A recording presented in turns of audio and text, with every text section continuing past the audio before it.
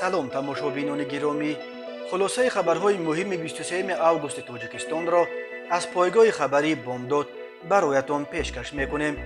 شروع میکنیم از یک نگاه کوتاه به سرخط خبر مهم روز در این برنامه. آغاز مرافعه امیدجان جباروف برای غارت 100 میلیون روبل. دیدبان حقوق انسان، دادگاه‌های تاجیکستان مثل کنویر اعتراضگران پامیری را روانه زندان میکنند. سلام امام نظروف را به محبس خوجند انتقال دادند. آشخانه عادلان را برای زهرآلود شدن 23 مشتری 1280 سامانی جریمه بستند. بازداشت 24 سلاح به دست افغان در جزیره ارال پیغمبر. مصادره بیش از 4 تن انگور تاجیکستان در شهر اوش. و اکنون تفصیلات خبرها. سازمان بین المللی حامی حقوق انسان Human Rights Watch روز 23 آگوست سال 2022 در یک اظهارات گفت دادگاه‌های تاجیکستان به کنویر تبدیل یافتند که اعتراضگران از ولایت مختار کوهستان بدخشان را بدون محاکمه‌های عادلانه پرونده‌هایشان محکوم به سال‌های طولانی زندان می‌کنند. به عقیده حامیان حقوق بیش از 200 زاده این ولایت که بعد اعتراض‌های ماه دستگیر شدند به تهدید محکومیت در دادگاه‌های ناعادلانه پشت درهای بسته روبرو شدند، در حالی که به آنها اتهامات جدی اعلام شده است. زادگان بدخشان از حق دسترسی به ادوکات و دیگر حقوق خود به مرافعه عادلانه محروم کرده شدند.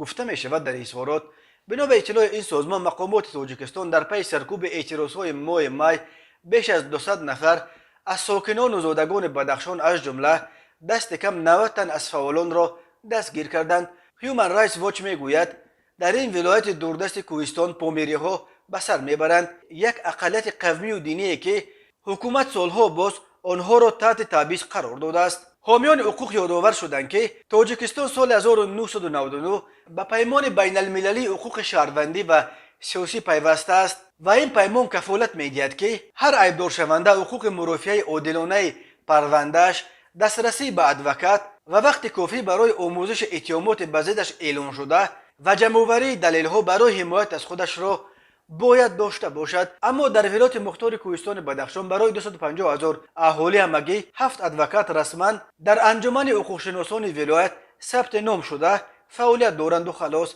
ادوکات‌های دیگر از منطقه‌های تاجیکستان اقرار می‌کنند که آنها را از گرفتن پرونده‌های زادگان ولایت مختار کوهستان بدخشان هشدار دادند. برخی دیگر از ادوکات‌ها از ترس تعقیب از گرفتن این پرونده‌ها پرهیز میکنند. خشونت‌ها در ولایت مختار کوهستان بدخشان ماه نوامبر سال 2021 در پی قتل مرموز گلبدین زیابکوف 29 ساله آغاز یافت. در پی اوج گرفتن تعقیبات از طرف مقامات ماه می سال 2022 در ولایت مختار کوهستان بدخشان اعتراض‌های نو سر شدند، ولی مقامات با استفاده از نیرو این اعتراض‌ها را سرکوب کرده روز 18 می در بدخشان عملیات ضد تروریستی را سر کردند که در نتیجه آن بنا به گفته گزارشگران سازمان ملل در مسائل اقلیت‌ها 40 نفر کشته شدند. در جریان عملیات که تقریبا یک ماه دوام کرد، 3 شخصیت پرنفوذ منطقه محمد باقروف، زهیر رجب و خورسن مزاروف که مقامات آنها را سرکردگان گروه‌های متشکل جنوی مینامد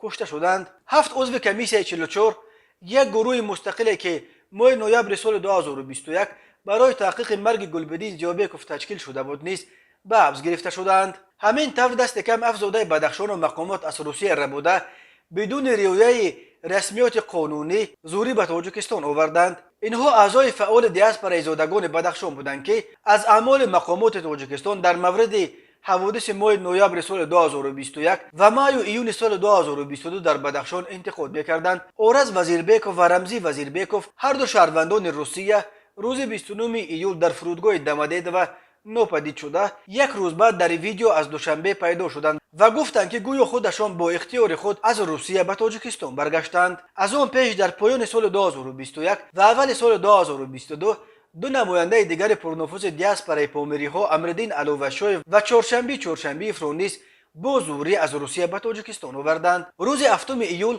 پارلمان اروپا قطعنامه را قبول کرد که در آن از مقامات تاجیکستان تفتیش مستقلانه حادثه‌های ماه نوامبر سال 2021 و ماه می سال 2022 از جمله تا چه اندازه قانونی بودن استفاده نیرو و سلاح به ضد اعتراضگران و موردهای شکنجه آنها از جانب مقامات امنیتی در بدخشان را تقاضا میکند. در این قطعنامه همچنین راههای بلافاصله حامیان حقوق، ژورنالیستان و فعالان جامعه شهروندی طلب شده است. روز 13 ایون سازمان دیدبان گینتسید که ائتلاف بیش از 90 سازمان را در بر میگیرد از افزایش تعقیب و بازداشت‌های پامیری‌ها در تاجیکستان هشدار داد. سینت سلطانعلی و محقق مسائل آسیای مرکزی در هیومن رایتس واچ میگوید دادگاه‌های تاجیکستان به یک کنویر تبدیل یافتند که همه افراد مربوط به اعتراضهای ماه می را بدون محاکمه‌های مناسب محکوم به سالهای طولانی زندان می‌کنند. مقامات تاجیکستان باید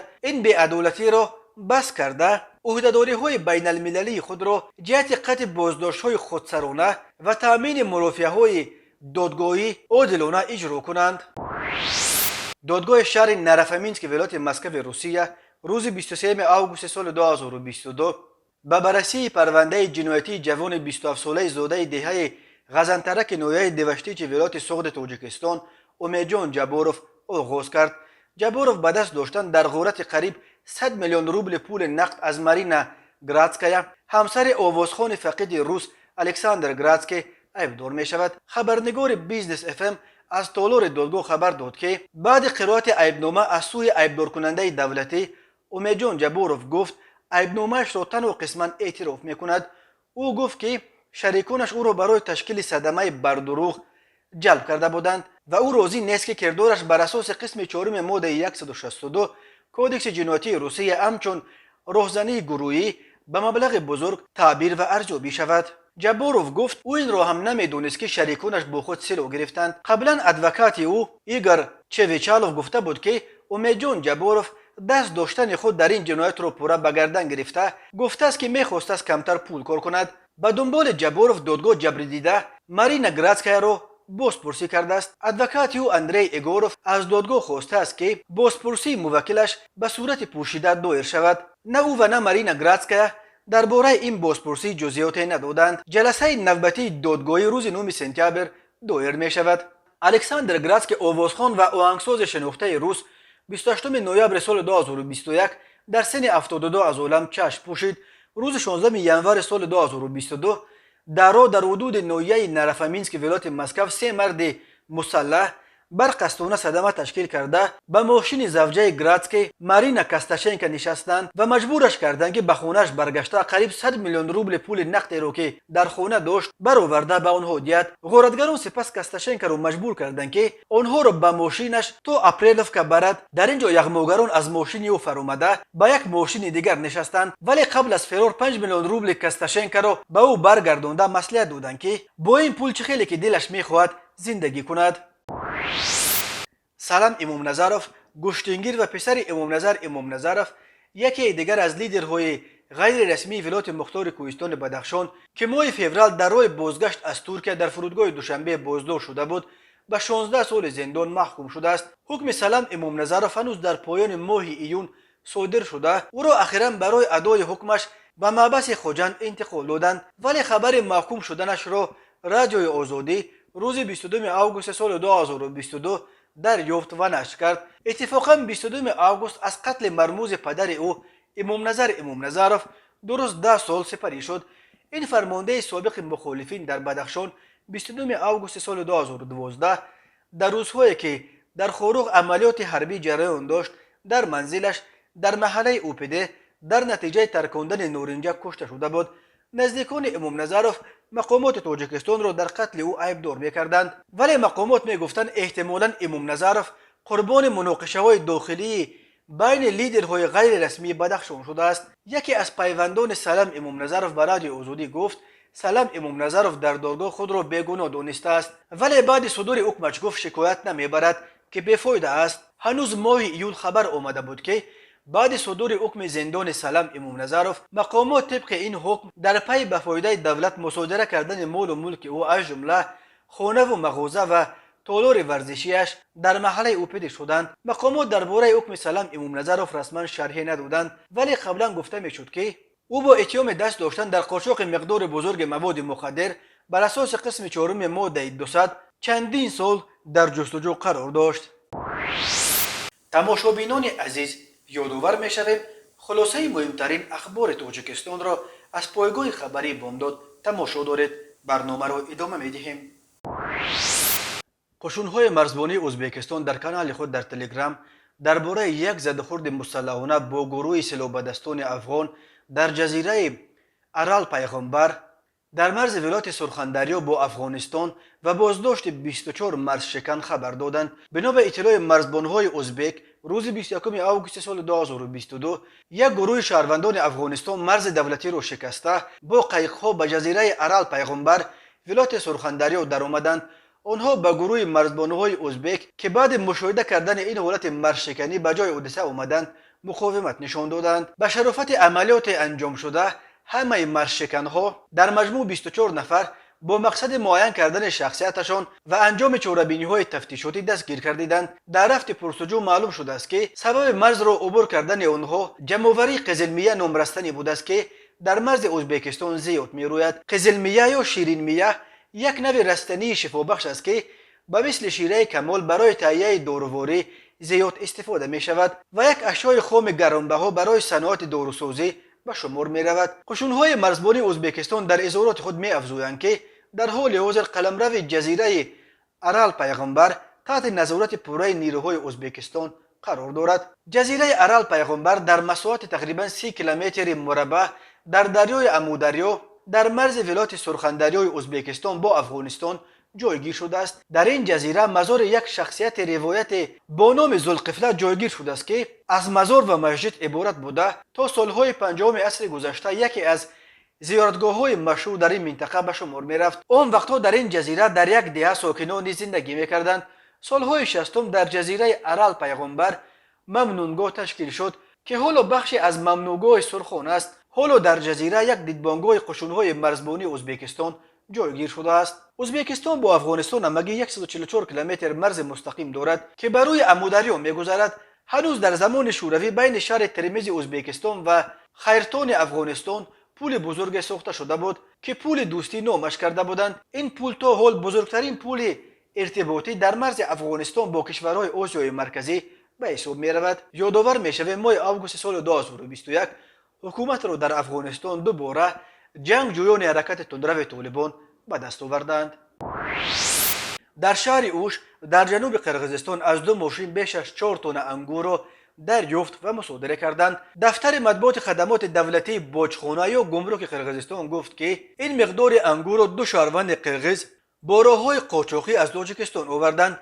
بنا به اطلاع رسمی کارمندان فوری باجخانه اوش یک ماشین مرسدس بنز تحت اداره شهروند قرقیزستان با گمان به طور قاچاقی به قلمرو اتحاد اقتصادی اوراسیا وارد کردن محصولات بازداشت کردند. در باردان این ماشین 2 تن و 200 کیلو انگور تر و تازه ارزشش 132,500 سوم یا تقریبا 1650 دلار را پیدا کردند. گفته می شود این انگور را با روی قاچاقی از تاجیکستان آوردند. همچنین در همان شهر اوش کارمندان باجخانه از یک ماشین دیگر تمغه مرسدس بنز تحت اداره شهروند قرقیزستان 2 تن و 200 کیلو انگور دیگر را پیدا کردند. او نیز این انگور را با راه‌های قاچاقی از تاجیکستان آورده بوده است. نسبت به هر دو مواد اولیه ترتیب داده برای تفتیش به دادستانی اوش سپردند. قرقیزستان مرزش را با تاجیکستان از 20 ماه سال 2021 بلافاصله بعد زدخوردهای خونین در مرز این دو کشور برای رفع ساکنان و ماشین‌ها بست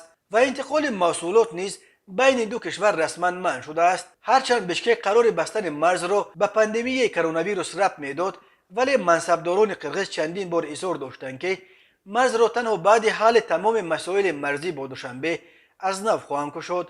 بسته شدن مرزها باعث افت به شدت گردش مال و ملک محصولات بین دو کشور همسایه شده است. در نیمه اول سال 2022 حجم صادرات و واردات بین تاجیکستان و قرقیزستان همگی 7 میلیون دلار را تشکیل داد. این نظر به سالهای قبلی 6 مرتبه کمتر است. خبرگزاری آزیا پلیوس روز 23 آگوست سال 2022 با تکیه به یک منبع در حکومت شهر اسفره خبر داد که رهبریت و کارمندان آشخانه عادلان در اسفره را که روزهای 2 و 3 آگوست 22 مشتری این آشخانه زهرآلود شده بود به مبلغ 1280 سومونی جریمه شدند. بنا به گزارش آزیا پلیوس تحقیق حادثه زهرآلود شوی میزوجان در این کاوهخانه به انجام رسیده. ضمن آن معین گردیده است که سبب زهرآلودشوی 22 ساکن این شهر باکتریاهای استافیلوکوک بوده است. به اطلاع این منبع، مسئولان کاوهخانه برای رعایت نکردن طلبات سانیتاری و اپیدمیولوژی در کارخانه‌های خوراک عمومی بر اساس ماده 117 کودکس حقوق ویرانکنی ماموری تاجیکستان جریمه بسته شدند. قبلا گزارش شده بود که بر اثر بیماری استافیلوکوک داشتن 4 آشپز آشخانه عادلان در مرکز شهر اسفره دیگران نیز سرایت گرفتند. باکتریا در خورش با علاوه مایونز آشکار کرده شده است. روزهای دوم و سوم اوگوست یکباره 22 نفر با شکایت از حرارت بلند، درد شکم و دل بی‌حضوری به بیمارخانه سرایتی اسفره مراجعت کردند.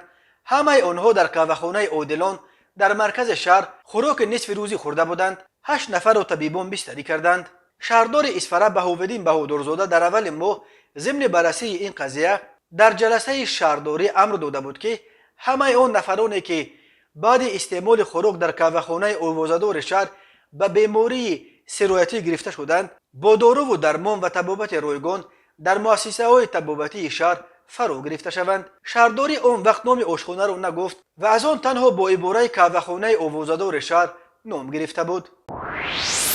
یک نفر استفاده برنده فعال شبکه اجتماعی فیسبوک با نشر یک عدد رسم از مقامات ملی خواهش نموده است که نسبت مسئولان نقطه شستشوی واسطه‌های نقلیات و دکان فروش محصولات نیاز مردم واقع در محله گپرزیم چاره‌های دخلدار قانونی اندیشیده شود. چنانچه در رسم نشر شده شهروند دیده می شود میزاجان نقطه شستشوی واسطه‌های نقلیات از خنک نظری مسئولان نقطه شستشوی واسطه‌های نقلیات استفاده برده افت-ماشین‌های خود را در پایان راه پیاده‌گر گذاشتند.